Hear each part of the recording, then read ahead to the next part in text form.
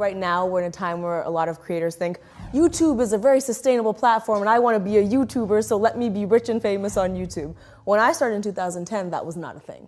You know, I was the last person to catch on to YouTube. All my friends were watching this thing and I was like, what are you guys wasting your time with on this video platform thing? It's gonna disappear.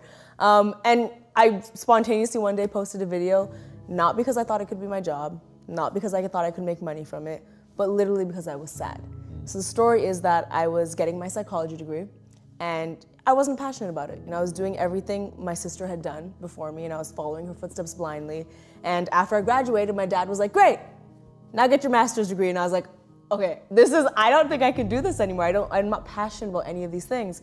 And so in that little funk, I discovered YouTube. So it's kind of like the stars aligning perfectly. And I posted a first video really spontaneously. It was a spoken word piece about religion. It was very, very, very bad and it got 70 views. And I think I just fell in love with having a goal during that downtime and learning something new, something I wasn't trained at. I reflect back in my life and I think about all the times I really became a better person or a smarter person. It's because of something that was very hurtful or painful or an unpleasant experience. And we're all gonna get heartbroken over and over again. We're all gonna deal with failures all over again, but it's how we think about those moments in that moment. Allow myself to be upset when I'm heartbroken, allow myself to feel failure, but not be down in the dumps about it for too long. Not be like, oh, well, I'm worthless, or oh, well, this is just how it's meant to be and the world's against me. Getting hurt efficiently means we're hurt. How can we efficiently learn a lesson in this moment? What could I have done differently? What could I have expected differently? How could I have reacted differently? So that the next time you will be heartbroken, which you will be, it's inevitable, you're better equipped to deal with it. I think I learned how to be happy because I know what unhappiness felt like. And I was able to dissect all the reasons I was unhappy, you know? Paying attention to all the signs my mind and body were giving me saying, we're not doing the right thing. And I think having so much experience in that dark phase really helps you become better, because how can you become better if you don't know what the worst version of yourself is? I do so many things in a day. And people are like, how? How do you do this? Like, what is the trick? It's because I really love what I do and I'm really passionate about what I do. And I think one of the signs my body and mind were giving me before is that I would get lazy really quickly. I would get tired really, really quickly. I would cut corners and come up with little justifications as to why that was okay. I'm really thorough, and I think that's a sign of doing the right thing. Of course, if I'm real, we don't always have that luxury. You know, we don't have the luxury of doing what we want to do all the time. So it's important to kind of pay your dues in that way. The first video I made sucked. It's totally sucked. My body wasn't like, this is the right thing to do. You know, I had to pay my dues and get better at it. But I think you shouldn't just not try because you have to pay your dues. So when I first started YouTube, I thought, okay, I'm opening the gates up to this new platform and this new type of creation I've never done before, but I've also started going to shows more often. I started to meet different types of people. I think a big part of finding out what's right for you is stop confining yourself to a path that you've been convinced is the path. What I'm doing right now is nowhere on the path.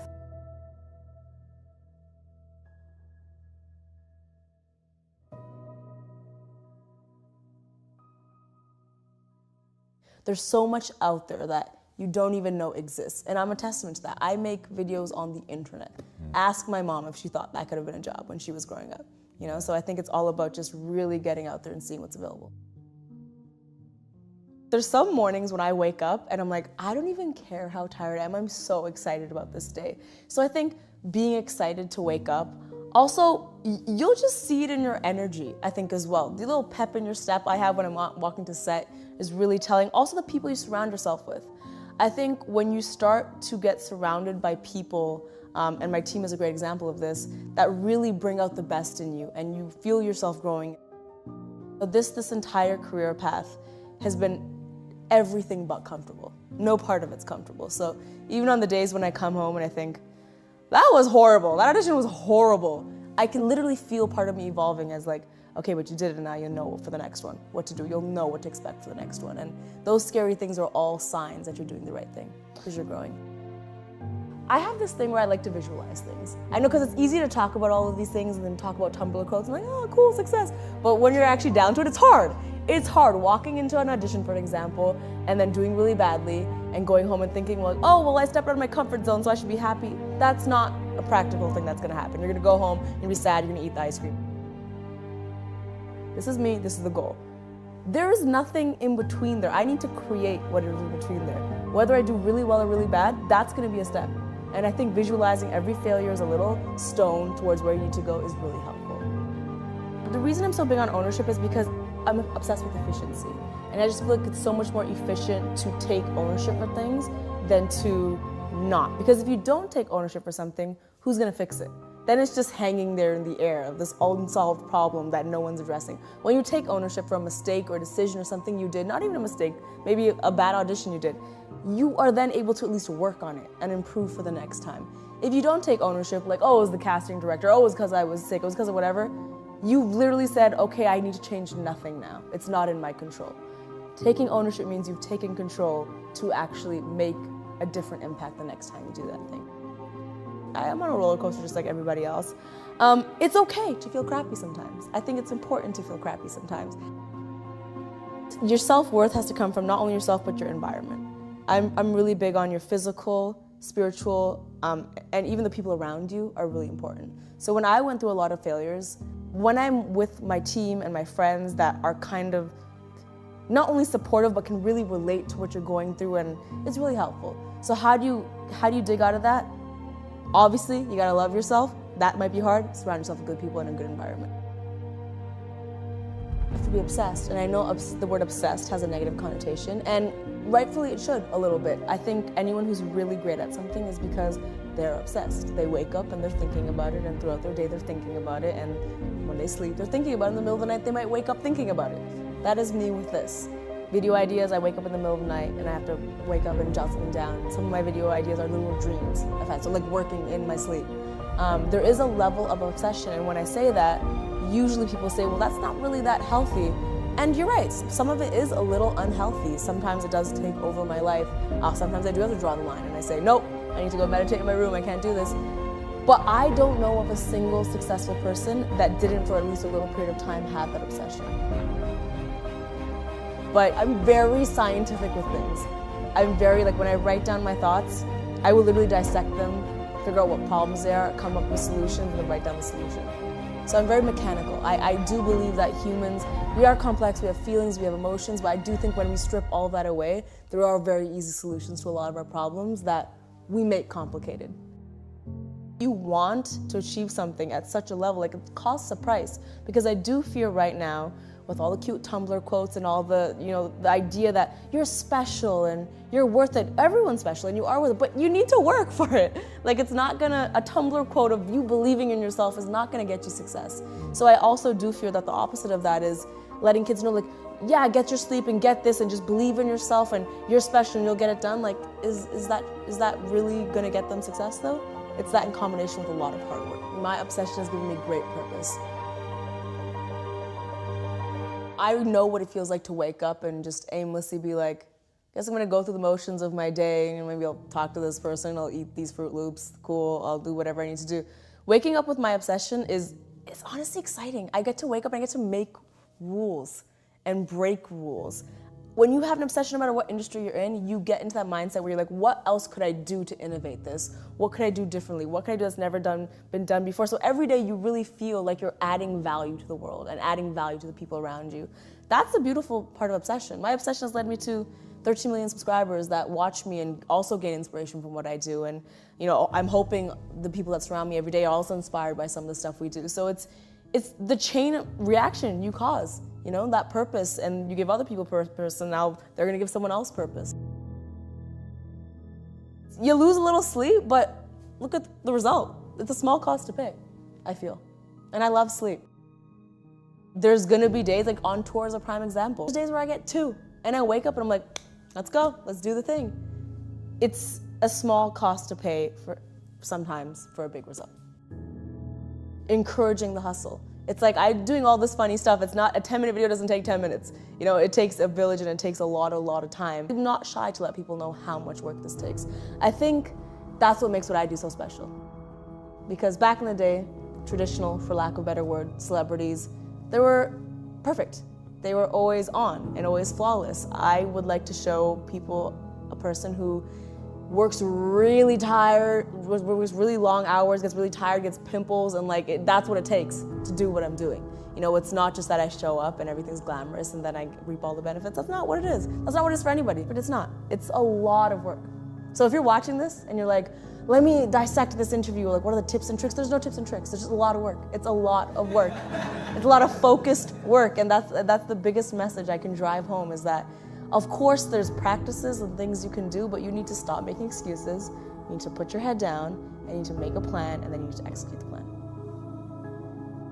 Be that anything we do, any action we make, I believe we have many layers as to why we made that decision. At the top is like, oh, I made this decision, what I tell everybody else of why I made that decision. The second layer is what I tell myself. You need to be in tune with yourself if you want to be successful.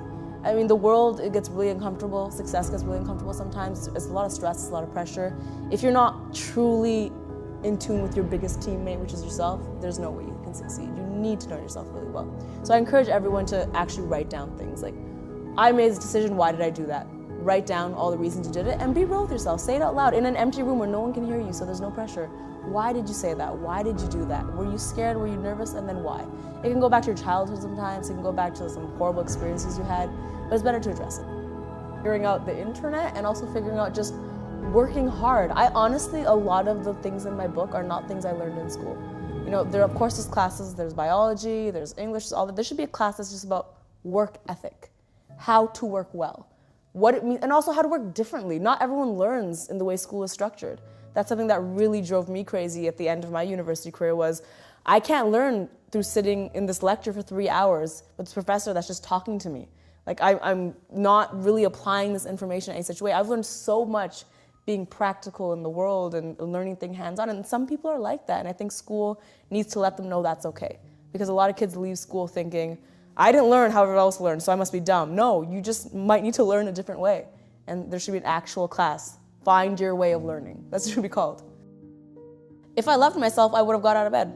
You know, if I loved myself, that's not fair. I guess there's a lot of reasons, but for my personal journey, I guess, not to generalize, if I loved myself, I would have had goals at that time. I would have taken better care of myself. I would have spent time with my friends.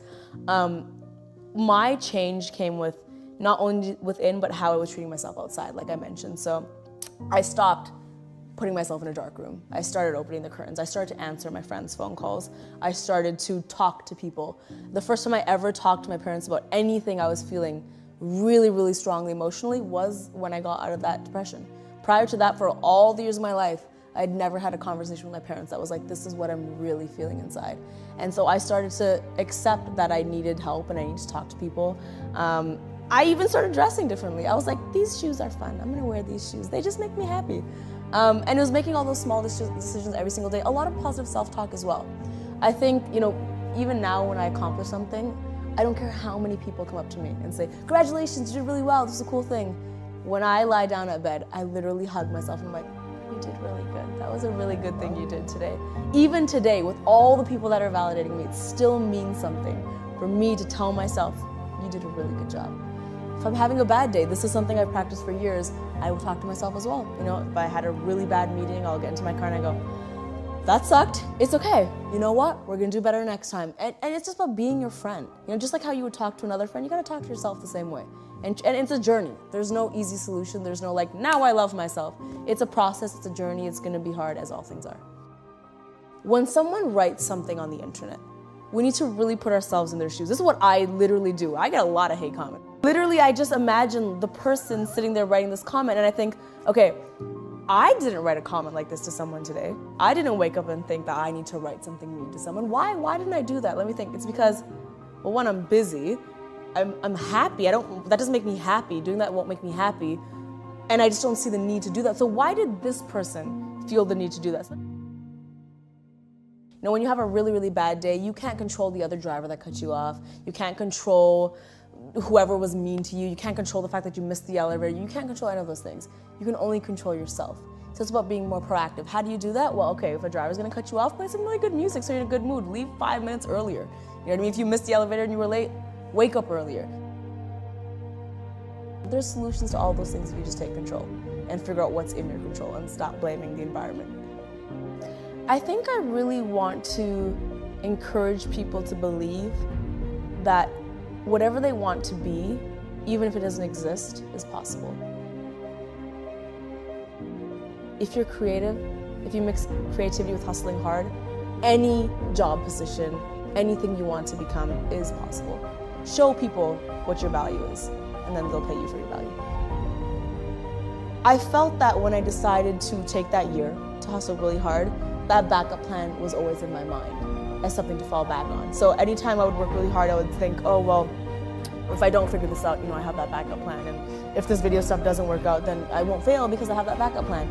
But because I was doing that, I think I wasn't putting the 2,000% effort I needed into things because there was always that safety net there.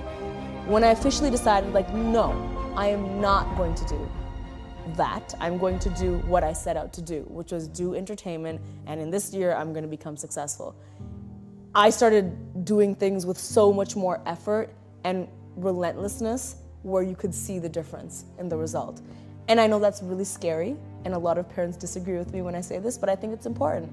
I think, kids need to be given credit. I think if they have a plan A and really, really give it their all, and see years and years from now it doesn't go anywhere, they will figure it out. I think kids these days are really smart, and they have a lot of options, and they have a lot of resources. And the fact that I'm sitting here with the career that I have is a testament to that.